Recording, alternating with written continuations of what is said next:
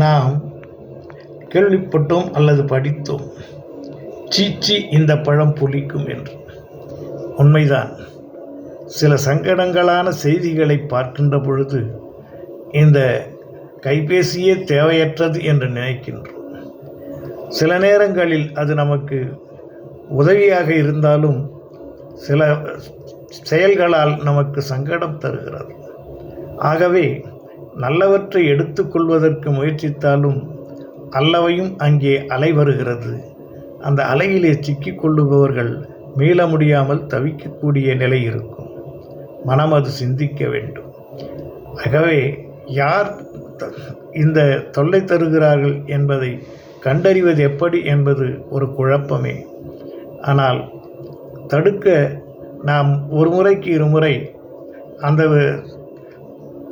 தகவல் பரிமாற்றத்தை நாம் தவிர்த்து விட்டோம் என்றால் அவர்கள் நமக்கு தொல்லை செய்ய மாட்டார்கள் அல்லவா? ஆகவே இந்த சோஷியல் மீடியாவிலே வரும் அன்னோன் கால்கள் மிகவும் தொல்லை தருவதாக இருக்கிறது. ஆகவே யார் பேசுகிறார்கள் என்பதற்கு முதலிலே நாம் அறிந்தவர்களா அறியாதவர்களா என்று உணர வேண்டும். இது கடினம்தான். சில நேரங்களில் நம்மிடத்திலே விஷயத்தை கேட்பவர்கள் கூட இருப்பார்கள். ஆனால் பல நேரங்களில் தொந்தரவு செய்பவர்கள் தான் இருக்கிறார்கள். இந்த தொலைபேசி, அலைபேசி இவை இரண்டிலும் தொந்தரவை தவிர்ப்பதற்கு ஏதாவது உபாயமுண்டா?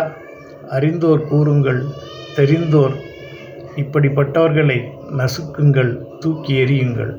சிந்திப்போமா? எல்லாம் இன்பமயம்.